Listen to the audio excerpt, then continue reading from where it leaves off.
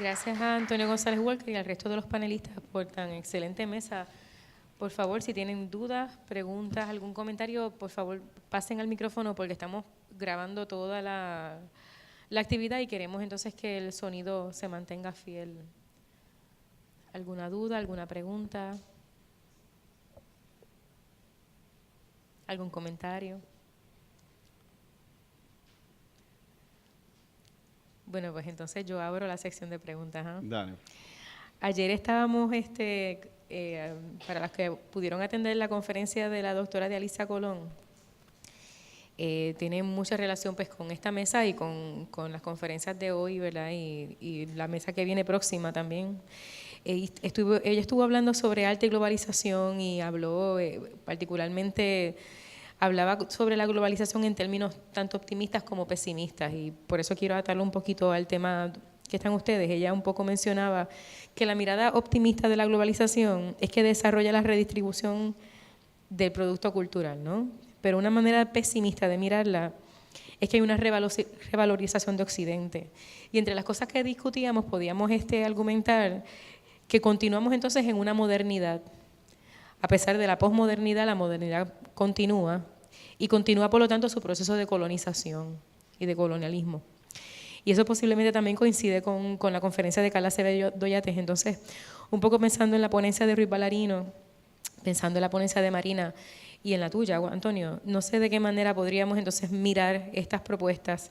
¿Continúa entonces posiblemente esa tropicalización del paisaje como una extensión de esa colonialidad, o se cuestiona esa extensión de la mirada colonial y por lo tanto la tropicalización del paisaje, continúa la lectura? Me pregunto si estas pequeñas acciones artísticas no tienen repercusión realmente a nivel global y se unen en diálogo con otras acciones. Un poco atando al trabajo de Marina sobre lo que ella hablaba entonces de Juni Figueroa, cómo dialogan entonces esa propuesta tropicalista de Juni con la tropicalización del paisaje que mencionaba Ruiz Ballarino. Adelante.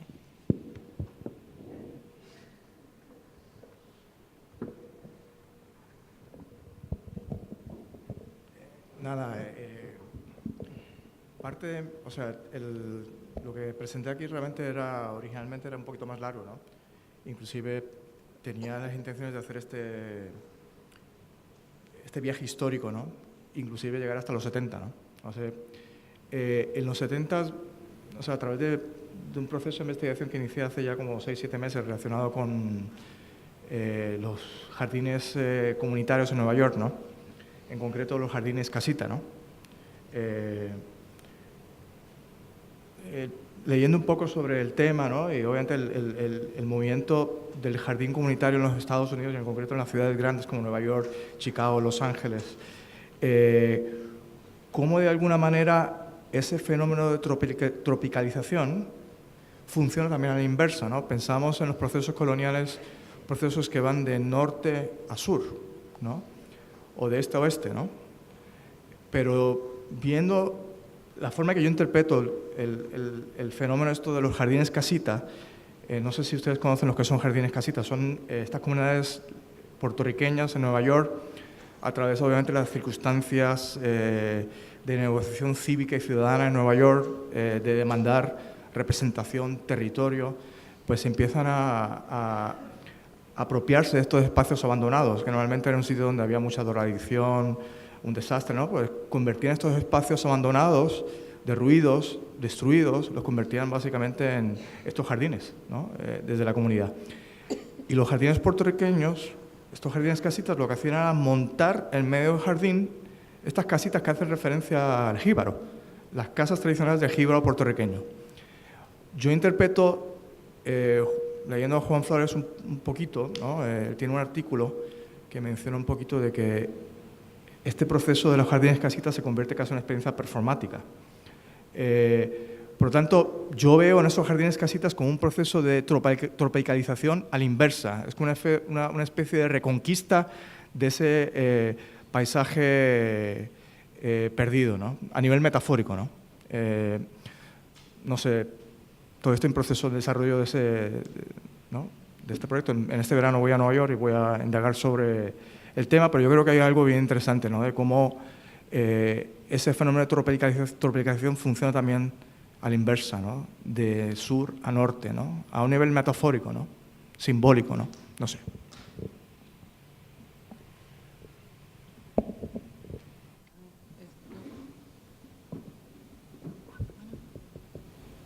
Hello.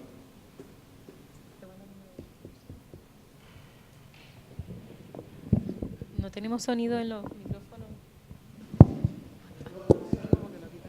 ¿Funciona? Ahora sí. Pues como estaba mencionando, creo que existe este fenómeno de globalidad de abajo hacia arriba, que también está ocurriendo, que me parece clave en redefinir la idea de globalidad. No podemos pensar globalidad de la misma forma, ¿verdad? No hay un solo modelo idéntico. Y lo que está ocurriendo ahora, ¿verdad?, es que literalmente muchas de estas pequeñas iniciativas que pueden estar ocurriendo en Calle Loíza, que pueden estar ocurriendo en Río Piedras, pues curiosamente pueden tener eco en muchas otras partes del mundo y muchas otras partes del mundo tienen eco sobre lo que está ocurriendo aquí simultáneamente. O sea que, y son proyectos pequeños, la mayoría de ellos son proyectos pequeños, o sea que realmente hay una redefinición en lo que puede ser esto globalidad, que puede tal vez estar adscrito a un elemento de conciencia, ¿verdad? Conciencia, ¿verdad? Literalmente el saber que otra cosa ocurre y el saber y el poder conectar con otros proyectos como parte de la propuesta. Y creo que ahora mismo se está viendo eso como un discurso, incluso dentro de estos nuevos grupos emergentes. Así que creo que, ¿verdad? Vemos las marchas contra Monsanto, vemos estos tipos de luchas que podrían todavía mantenerse dentro de las categorías tradicionales neoliberales, etcétera. Pero dentro de una construcción de estos microproyectos, y es lo que le está dando también una efervescencia cultural diferente a lo que estamos viviendo ahora mismo en Puerto Rico. Así que yo valoro estas efervescencias en relación a esta comunicación de temas que son como el Occupy, ¿verdad? Que fue un movimiento global de pequeños espacios. Y, por ejemplo, tienes un proyecto como Casa Taft, que lleva ya años estableciendo una apertura en un lugar con ya inscripción legal, todo ese proceso. Y tiene que ver haciendo eco, ¿verdad?, con iniciativas que ocurrieron a través de todo el mundo con lo de la ocupación y lo de el 99%.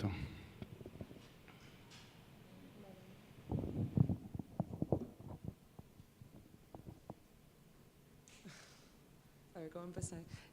Hay una... Parafraseando a Julio Suárez, él dice que todos los colores son tropicales si se miran en el trópico. Y me parece como una buena manera también de, no sé si empezar o concluir esa discusión. Yo creo que lo que siempre hay que estar bien, o sea, lo peor que se puede hacer es hacer generalizaciones y como que tirar una sábana sobre tal tipo de arte se produce en este lugar y como que eso es lo que lo identifica. Y me parece que en diferentes países pues se ha tratado de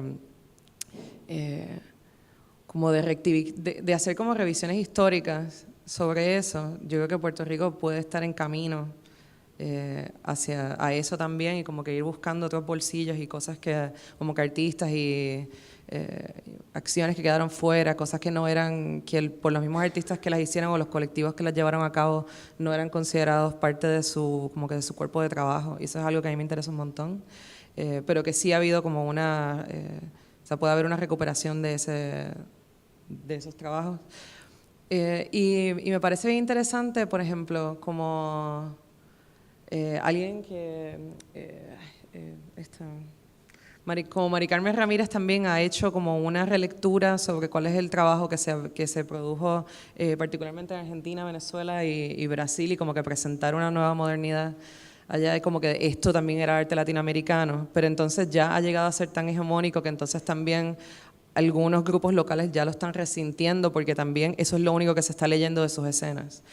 Y pues yo creo que siempre, o sea, siempre va a ser una puja entre una visión que se va estableciendo y que se luchó para que llegara a ser reconocida, pero una vez llega a ser demasiado establecida, pues ya es problemático.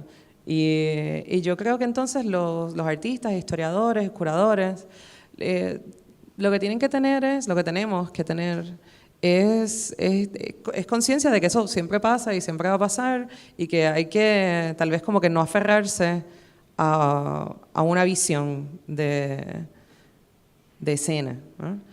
Y ay, ¿qué iba a decir? Había otra cosa que quería decir. Fuck, se me olvidó.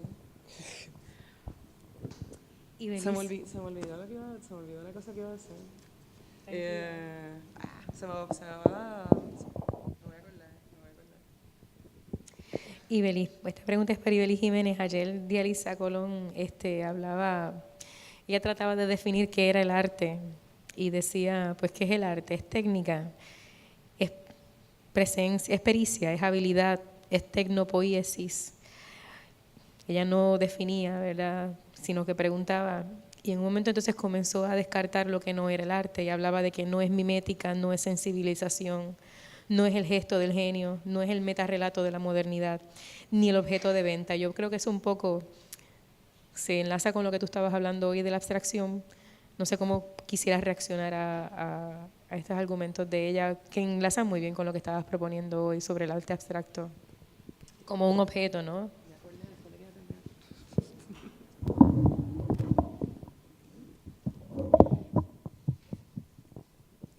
Sí, yo creo...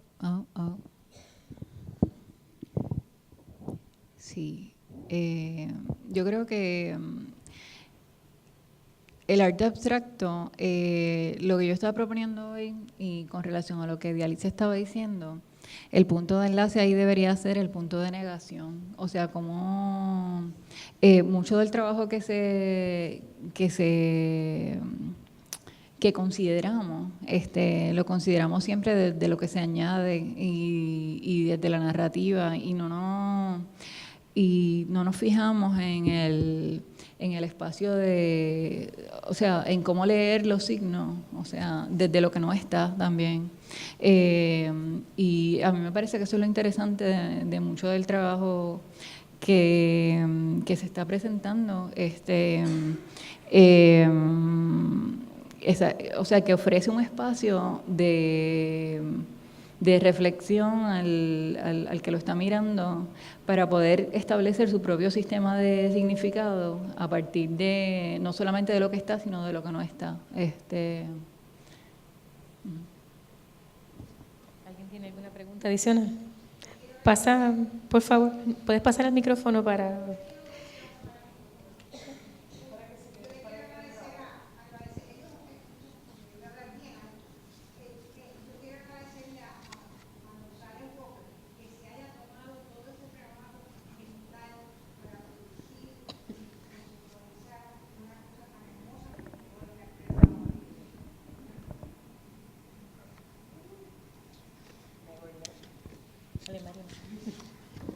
Me acordé.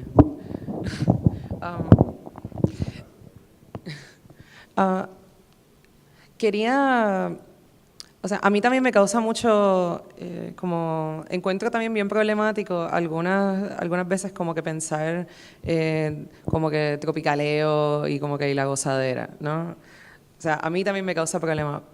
Y a veces también pienso como en algunos artistas. ¿Cómo es que se llama, Carla? ¿Cómo se llama el del performance caminando? Sí. Está Jonathan de Andrade, que también tiene la cosa del Museo del Hombre de... ¿Qué? Son unos artistas brasileños que están haciendo como recalcando mucho su negritud también y poniéndola en discusión. Y entonces, como en la escena a veces es como que lo que como que piensan, bueno, qué bueno que están. ¿Cómo? Paulo Nazaret. Paulo Nazaret. Entonces es como que, o sea, lo están poniendo en discusión y está bueno que esto esté pasando porque están yendo a los espacios blancos en San Pablo y están básicamente como que vendiendo unos trapitos, tú sabes, o sandalias que usó en el camino. O sea, ¿esto está bueno o se está exotizando? Entonces, como que esa es la discusión que se entabla. Entonces, pues para mí es como, hay que como que dejar que pase el tiempo también. Y bueno, como que quería simplemente mencionar que hay también como que esa otra, que es bueno poner ciertos temas en discusión. Algunas veces está pensado desde la problematización y otras veces no. O sea, a veces se hace como que porque sí, porque estoy produciendo lo que me gusta y no estás pensando en cuál es el contexto como que, o sea, cuál es el contexto sociocultural en el que lo estás haciendo. A veces esa reflexión no está tan presente en el mismo artista o la gente que lo está exhibiendo. Y por otro lado también, como añadiendo lo que estaba diciendo de estar bien conscientes sobre cómo se establecen ciertos discursos y se quedan ahí estancados y que tiene que haber como más dinamismo en eso, también estaba pensando que no se me puede ir de la cabeza Alberto Bacó hablando de la economía del visitante todo el tiempo que tú estabas hablando de como que our islands and their people, como que, o sea, ahora sería como our islands and no, como que sería your island, their people, no, o sea, no sé, como que quieren poblarlo. Ajá. Sí, como que nuestras islas, sus inversiones. Y creo que ahí es donde tiene que también haber una toma de conciencia bien fuerte de no ser instrumentalizado, no solamente por lo que estás produciendo, o sea, de cuál es el resultado, sino todo tu trabajo cultural, ¿no? O sea, como que tú como trabajador cultural, tú como gestor de un espacio, como no sé, como hacedor de exhibiciones.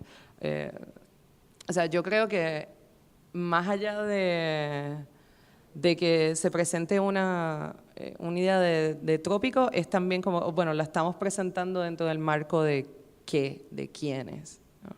Y a quién se le está vendiendo. Fíjate, en permacultura hay una definición de espacio que ocurre con un lomo. Entonces, lo que antes sería un espacio dialéctico solamente, o ¿verdad?, polarizado, el lomo separa, a veces le dicen unos anillos, pueden ser anillos de guineo, pueden ser anillos de papaya, lo que sean. Pero básicamente la parte de adentro de la frontera tiene una definición. La parte del centro tiene otra definición y la parte de afuera tiene una tercera definición. Entonces tú cultivas tres cosas diferentes en una sola misma línea. Entonces creo que el lenguaje hoy en día debe, pensando también en lo que estabas hablando de la instrumentación, como que tener estas instrumentaciones que sean así de sofisticadas, porque realmente las fronteras ya no son tan, ¿verdad?, claras como a veces pensábamos en otros momentos, sino que no tienen una definición y entonces hay que estar súper consciente de lo que tú literalmente estás poniendo en ese proceso de instrumentación de frontera.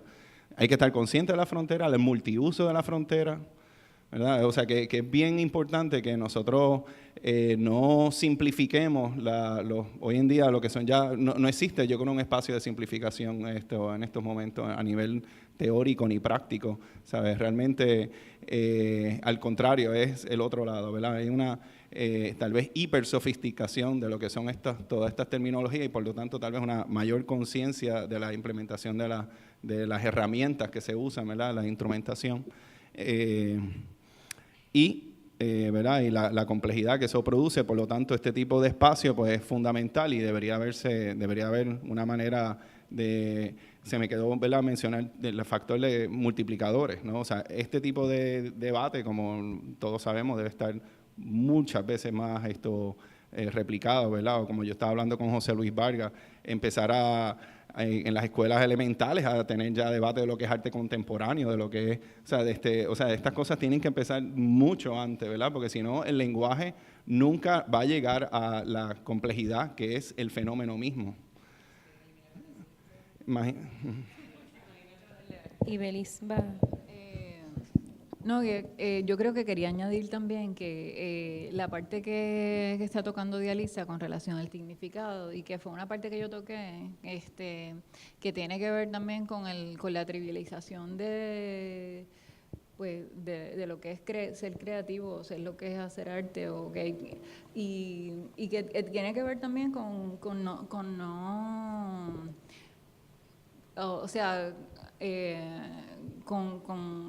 esta necesidad de la narrativa, de tener tanto significado, que donde tú pierdes un espacio autodeterminado de trazar cuál es tu nivel de conciencia, o poder determinar o verte reflejado, o ver de alguna manera proyectado tu proceso de generar conciencia, de generar significado. O sea, que te ves simplemente arrollado por significados y los adoptas, y nunca tienes esa distancia donde puedes de alguna manera establecer esos procesos autodeterminadamente. Y entonces pues yo creo que esa es la necesidad que hay de siempre volver a la pregunta. Por eso yo termino otra vez generando las mismas preguntas. O sea, de volver a la pregunta, que es una necesidad de crear un vacío, al menos en mi trabajo y en lo que yo observo y en lo que me hace mantenerme conectada a la abstracción, de crear esa distancia y crear el vacío de donde uno pueda reorganizar las fichas de una forma, con conciencia y autodeterminación. Excelente, Belis. ¿Alguien tiene alguna pregunta adicional? ¿Algún comentario? Es una pregunta que les tiro al medio a todos, un poco pensando en la cuestión de la exotización y de los efectos que eso pueda tener tal vez en la manera en que se nos ve fuera de Puerto Rico, y como nosotros nos vemos a nosotros mismos también, de afuera hacia adentro. A veces yo creo que esto es mi opinión, no sé si nosotros estamos apoyando o no esa agenda de exotización. Entonces, no sé si estamos conscientes también de qué efectos tiene eso en la manera en la que se concibe el arte puertorriqueño, caribeño o no estadounidense. ¿Quién ha puesto esa agenda? O sea, si nosotros estamos conscientes de quién ha ido articulando esa agenda, nosotros estamos conscientes de que estamos participando de ella de alguna manera, estamos en cambio discutiéndola, porque a veces esas cosas no me quedan claro del todo cuando uno ve algunos proyectos, qué sé yo, como el mismo Juni tiene unos proyectos menos exotizantes que otros, tiene algunos que son de festejar esa exotización y de caricaturizarla todavía un poquito más. A veces a mí me cuesta trabajo definir cuál es el tono en la que se presentan ese tipo de proyectos, no porque lo encuentre mal, sino porque me parece que es un terreno que me es difícil de distinguir a mí como lector. Yo sé que hay otros artistas también que de alguna manera u otra están apropiando, dialogando con lenguajes medio exotizantes de acá de Puerto Rico, y no sé qué posibilidades nosotros tenemos tal vez también a la hora de exportar nuestro acervo, pues llevar una discusión que nos ayude a interrogar también ese proceso, ¿sabes? Ese proceso de lectura mutua de cómo nos están viendo ellos. Esta es la manera en la que nosotros queremos que nos lean. Pues yo pienso que es una pregunta válida, ¿o no? ¿Sabes? A la hora de uno articular un proyecto artístico, ¿sabes? Este es el efecto que yo quiero crear, ¿sabes? Esta es la hegemonía que yo quiero apoyar, o por el contrario. No sé, le tiro el comentario a ver qué reacciones ustedes tienen pensando en esa cuestión de exotizar, si estamos participando de una agenda de exotización que estamos apoyando, o si por el contrario estamos discutiéndola, interrogándola, y cómo cada uno de nosotros, o ustedes, perdón, que están en el panel, están dialogando con esa situación. Whatever.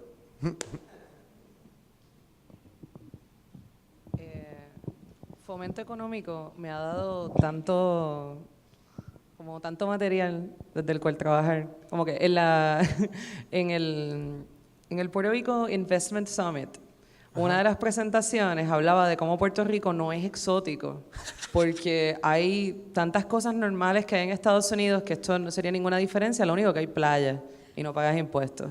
Entonces, como que yo no sé realmente, o sea, como que...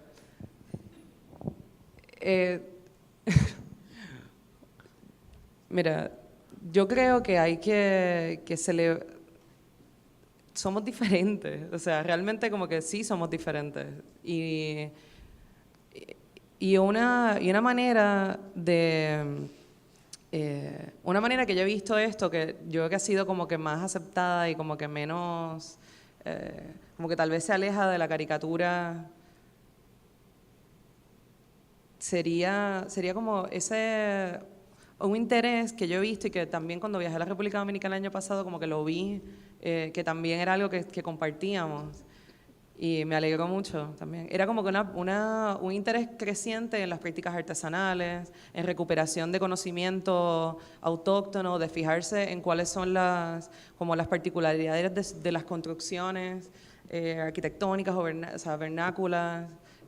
Prestarle atención a cómo se hacían sombreros, cómo yo puedo integrar la práctica de hacer sombreros a mi práctica artística o de hacer sillas. Y entonces estamos viendo cómo hay artistas, qué sé yo, como Ángel Leonardo en República Dominicana o Jorge González aquí, que están trabajando con algo que es súper tropical, pero que tal vez está como en un lenguaje mucho más fino, no sé. Como me Sofisticado, parece que tú quieres como sofisticado. sofisticado. Es que, o sea, ¿qué es lo sofisticado? Que se ve más modernista, que también No hace pienso que referencia a lo sofisticado puede modernista. ser como, ¿sabes? Puede utilizarse como que es más complejo el proceso de reflexión detrás de la construcción del objeto, que no es solamente la construcción del objeto, que también hay un discurso atrás de él o algo así. Pienso yo. Sí, no, y sí, estoy de acuerdo. Pero yo creo que son maneras de presentar esa diferencia y Sin caer en el cliché y el sin estereotipo. sin caer en el cliché. No sé. O posiblemente un poco... Hola, sí. Traigo a colación entonces la ponencia de Carla Acevedo Yates esta mañana, y habíamos vuelto a hablar nuevamente del esencialismo y lo retomamos una y otra vez, es un tema recurrente que llega nuevamente. Entonces la ponencia de Carlos me hace pensar un poco si esa tropicalización es una definición que nos llega de allá, que tiene unos elementos en particulares de palmas, playas, gente negra en un bohío, ¿no? Con unos colores en particular, inclusive lo que hablaba, la anécdota que nos daba Carla Acevedo Yates sobre cuando le preguntan a Cilia de por qué los colores son tan suaves, ¿no? Y no hay colores brillantes y exóticos, ¿no? Y Cilia le dice, bueno, es que no hay nada más caribeño que la piel, y esto es piel, lo que yo estoy representando acá. Un poco, entonces, me pregunto yo, ¿no será que posiblemente también es tropical, más allá de los elementos iconográficos y demás, no será que también ese conflicto es tropical? ¿Cómo nos llega esa tropicalia, ¿no? ¿Cómo nos llega esa definición de tropicalización? Ese conflicto político, de relaciones de poder, relaciones de clase, de raza, ¿verdad? Es eso también. No, y yo vuelvo a la cuestión de las agendas, porque, por ejemplo, Ibeliz está hablando de la pintura abstracta y aquí a mí me ha causado a veces mucha incomodidad cuando yo escucho que se justifica la abstracción diciendo que apropia colores caribeños. Mira, mano, sí, podría ser, pero tal vez no hay ninguna intención de eso realmente, y estamos hablando de pintura y de materialidad, porque tiene que haber una justificación que lo ubique geográficamente. Eso no es insistir otra vez en engullirnos el exotismo y en volver a reproducir el discurso del subalterno, ¿sabes? Ellos dijeron que nosotros éramos felices y tropicales, ¿me entiendes? Entonces nosotros todavía no sabemos cómo ser tristes y sobrios, ¿me entiendes? Es como, me hago esa pregunta, ¿sabes? Un cuestionamiento genuino por eso preguntaba si es que hay una agenda de exotización de la que nosotros participamos y todavía no estamos conscientes de un posicionamiento en relación a ella, a esa agenda de exotización, porque cuando yo veo el trabajo de Juni en la Bienal de allá de Whitney, o sea, yo veo es exotista, ¿tú me entiendes? Y es la caricatura, es el cliché de, ¿sabes? Los cocos, es el tiki bar, ¿me entiendes? es el Tiki Bar. No es que todo el trabajo de Juni sea así, pero esa pieza en particular podría ofrecer esa lectura desde el lugar donde se está presentando en Nueva York. Porque en cambio, qué sé yo, la pieza que él presentó en el residencial en Bayamón, que es como el boombox, tal vez eso es menos exotista en la manera en la que está articulado. No sé, quería ver también qué Ibelis tenía que decir a relación a eso, porque como ella estaba hablando de la manera en la que se articula el trabajo, las posibilidades en las que se articula el trabajo abstracto ahora, y Olga Albizu y Cilia Sánchez fueron abstraccionistas desde el Caribe. No sé qué tú crees, Ibe. Tú sabes que en este verano pasado Nathan Budoff curó una exposición en Nueva York donde yo fui parte. Y da la casualidad que yo nunca he visto mi trabajo dentro de ese contexto, pero pues caí en ese contexto porque la exposición se llamaba Que no se acabe la fiesta. Y estaba, pues, obviamente, pues, pero era eso mismo que tú acabas de decir. Pero yo estaba reflexionando mucho sobre eso y ayer precisamente estaba leyendo una entrevista de radio de Marta Ponte Alsina, la escritora. Y entonces ella estaba hablando sobre, criticando un poco la invisibilidad de Lalo. Y entonces estaba hablando que ella pensaba que nosotros, todo lo contrario, estábamos siempre bajo la lupa, tú sabes, y estábamos siendo observados de todos lados y dirigidos, o sea, puestos en un contexto y, o sea, de observación en particular. Y no, me parecía bien interesante pues porque, bueno, desde mi perspectiva, yo pues nunca, o sea, pienso que yo siempre confío bastante en las sutilezas y a mí no me interesa, pues, o sea, por ejemplo, si yo estaba en esa exhibición grupal y me quieren ubicar dentro de ese contexto tropicalista, pues cool, tú sabes, yo creo que la fuerza del trabajo está precisamente en poder tener diferentes puntos de entrada a los que tú me quieras imponer. Después de todo, tú sabes, mi vida se trata de imposiciones, estando en un país colonialista, pero la fuerza, yo creo que la fuerza del trabajo es lo que puedas obtener de él si decides zambullirte, ¿entiendes? Claro. Y me parece que eso es un punto de salida. Claro. Yo creo que también hay que conectarlo con el mercado. O sea, esto no es una categorización formalista solamente, esto tiene que ver con compra y venta. Así que si estás en las categorías correctas, pues pasa por unas partes del circuito del mercado. Por eso yo creo que es tan importante la circulación de economías alternas, porque no hay forma de que, o sea, esa exotización realmente, incluso yo creo desde los principios, tiene que ver con una venta. Así que ese rompimiento, con esas posibilidades de rompimiento, tiene que ver con también crear modos alternos económicos, porque es imposible, una vez que tú caes en la categoría for sale, ¿verdad? O sea, estás libre, estás dispuesto a la venta.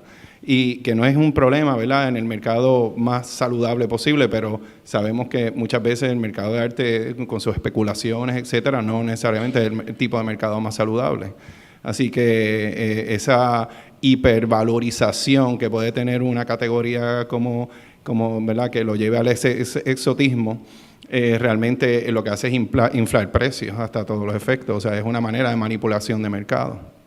O sea que cuando hagamos ese tipo de argumento tenemos que entenderlo paralelo o con el sistema de valorización de piezas y el mercado de arte también. Bueno, si no hay más preguntas, vamos entonces a un receso.